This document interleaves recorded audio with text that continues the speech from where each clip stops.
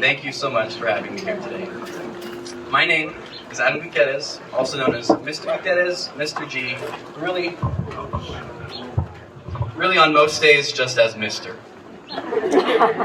It is my immense honor to be standing and speaking here today.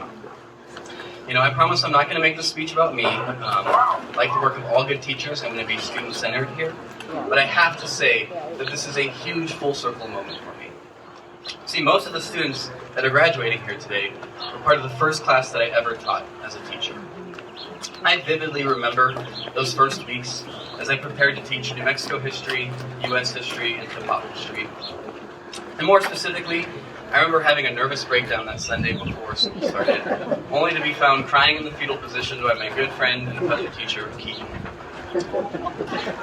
Since those faithful days, as I've grown as a person and a teacher, learning from cultures that are mine and not mine, I'm still reckoning with this idea that time does not just move endlessly forward, but rather it folds upon itself, it zigzags, and it circles, bringing us back to moments like this.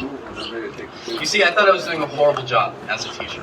I wasn't perfect, far from it, but I was trying my absolute best. I remember getting in front of you all and just saying that I was struggling, that I was trying my best, that I was asking for some grace. And you know what? I felt hurt. And I think it's through that effort that I find myself here. So again, class of 2022, thank you so much for having me speak today. Now, the way the speech is going to go, I have a little bit of acknowledgments to make, a little bit of advice, a brief history lesson, and then hopefully I can wrap it all up in a sweet little bow, inspirational bow. All right? Let me start by addressing the graduates directly. You did it. You completed this pivotal moment in your life. You survived and are still surviving an ongoing global pandemic. You survived going to school in America. You survived going to school in New Mexico, and you survived going to school in Taos. And you see, I wrote that before the events on Tuesday, and I decided to keep it in because it still rings very true. And I think you all need to recognize how big of an accomplishment this is, and you do deserve another round of applause. So can we give them that? I'm so proud of you.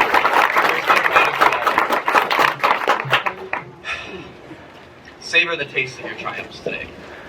You all surmounted inexplicable traumas and unspoken challenges.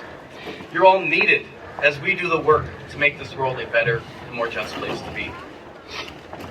So again, I'm going to say this. Savor the taste of your triumphs today. Don't just swallow this moment whole without digesting what has truly happened here today. And that is a quote from the late Chadwick Boseman, also known as Black Panther. So rest in power, Chadwick, Wakanda forever. And it's not all horror and trauma, but my students know me, they know I had to pop off. That's the behavior that got me here, and I'm not going to stop today. And when I talk about horror and trauma, I'm usually talking about a specific historical issue or inheritance. And what I'm talking about today would be settler colonialism. So there is always time to dismantle settler colonialism. Speaking of dismantling settler colonialism, I got to give props to the amazing school that you all are lucky enough to be graduating from.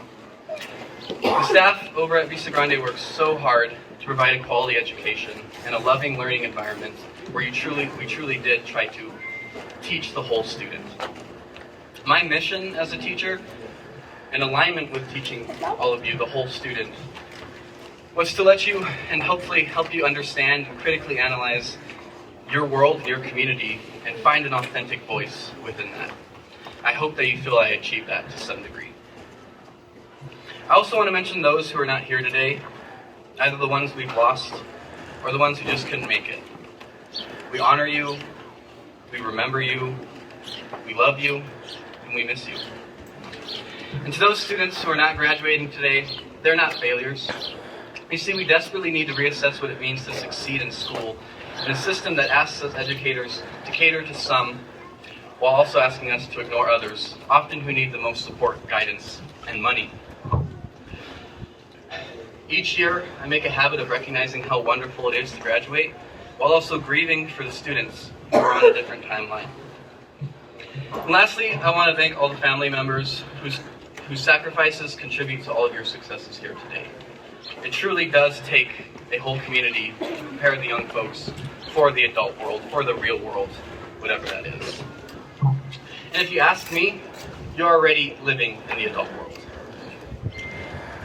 As we live through an ongoing pandemic, as fires leave devastation in their path all across the state, as drought and housing insecurity looms, as a crappy tourist economy sucks in the wealth and pushes up the prices, as fourth graders and their teachers get gunned down in their classrooms, you all grew up in this world. But in all the mayhem, there are still lessons of hope and humanity, lessons that my students still teach me, and hopefully I can reciprocate with some advice. So my first piece of advice for you all is to recognize that time is a cycle, not a straight line, and that progress is not linear.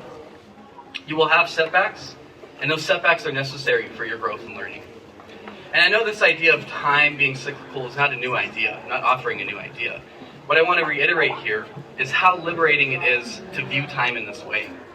When you recognize how time reverberates in all directions, watch how quickly you notice the things that you want to do for the rest of your life. How quickly you notice the things that are worthwhile, and how quickly you notice the things that are not worthwhile and need some changing.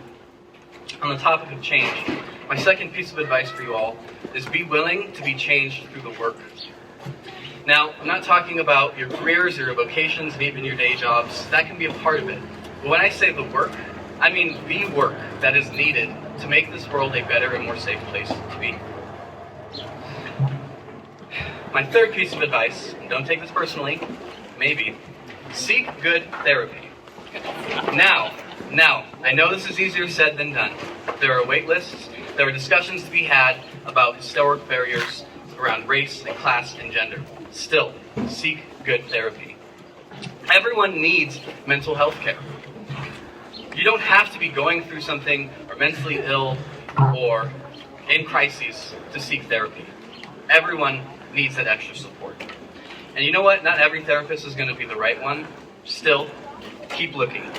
And I promise all the folks here who are in therapy, lucky enough to be in therapy, can attest to what I mean when I say it's a lifelong journey and that you need to keep doing it. My last bit, because therapy is not a silver bullet. It is just a tool we use to fix the unjust systems that we live in. So my final piece of advice for you all is to recognize that humans made these systems unjust, and we can make them just and for us. So again, this time is a cycle. Be willing to be changed through the work. Seek good therapy. And we made these systems so we can remake these systems. Keep that in your heart as I move forward. Now my students know that one of my favorite things to do is to talk about Malcolm X and to tell people to read the autobiography of Malcolm X. I'm still on that. And if you take one thing from this speech, let it be, if you have not read the autobiography of Malcolm X, put that on your to-do list. I promise you, you will not regret it. Speaking of Malcolm and time, I want to share a quote that's going to kind of guide the rest of my speech here. Malcolm said, he had a great way of making complex things plain. And he said, time is on the side of the oppressed today, is against the oppressor. Truth is on the side of the oppressed today, is against the oppressor. You do not need anything else. One thing I think you do need is a little bit of peace of mind. Let this story of the place you all grew up in, be part of that peace of mind. You see, my heart aches as these fires rage all around us. As we drove up from Albuquerque, seeing that giant plume to the right of Santa Fe was one of the most heart-wrenching things I've ever seen in my life. I can't explain it. It was horrible. It was horrendous. And you know, these mountains are so powerful, but they can still be hurt, and these fires are proof of that. You know, this land means a lot to the world. To the original inhabitants, this is the center of the world. And so at its best, this land is life-giving. I wish the tourists truly understood this. I'm just kidding. I just wish they would get the hell out.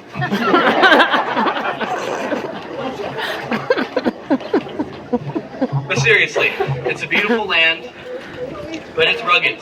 It's harsh. Y'all know that it can be harsh. And the history is even harsher. You see, this settler town, built upon northern Tiwa territory, sits at the great convergence of the plains and the Rockies and the deserts, these veins of life all kept alive through rivers and lakes and water where you can find it. See, I want to share the story of how Taos represents hope and rebellion. Because you see, Taos is the historical example of land bank. This is something I learned a lot about when I was teaching up here, and let me explain. You see, in 1903, the Secretary of Agriculture seized about 48,000 acres of land for forest reserve. And then in 1906, President Theodore Roosevelt finalized that seizure. What then followed was a 64-year-long struggle to get the land back for the Taos Pueblo people.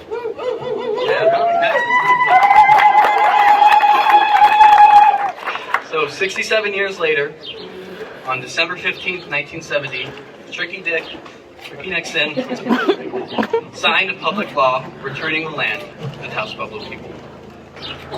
You see, Taos is the historical and legal precedent to land back. And land back is more than just 2 words, or a hashtag, or a t-shirt that I almost wore today, or a hilarious scene in the show Reservation Dogs.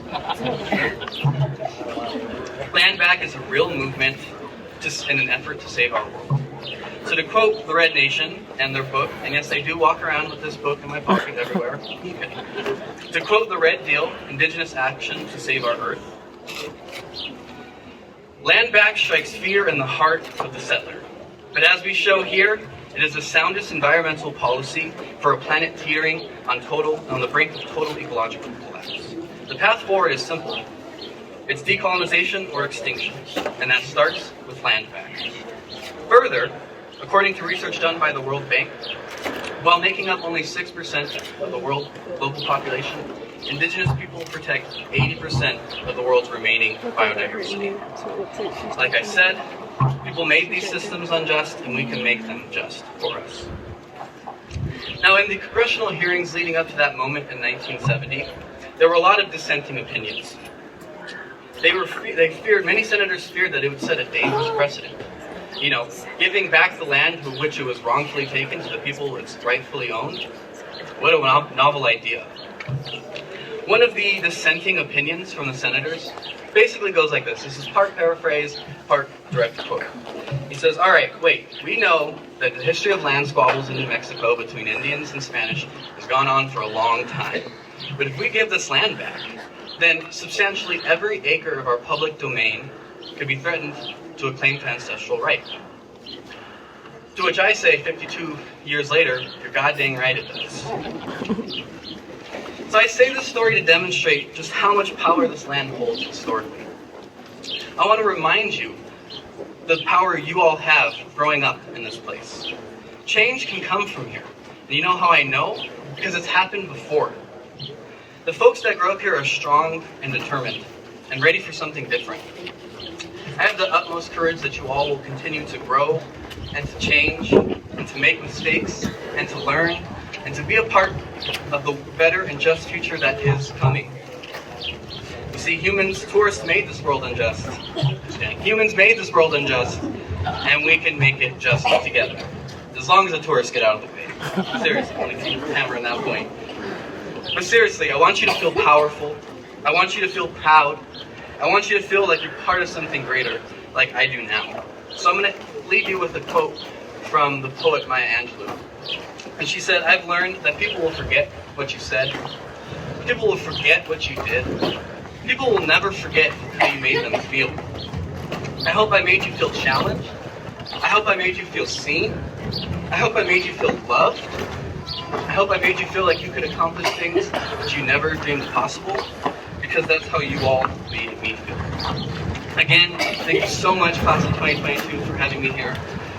I'm so proud of you, excited to see what's next in your life. Sorry, change that. And I'm so honored to be a part of your journey. So again, thank you so much, class of 2022.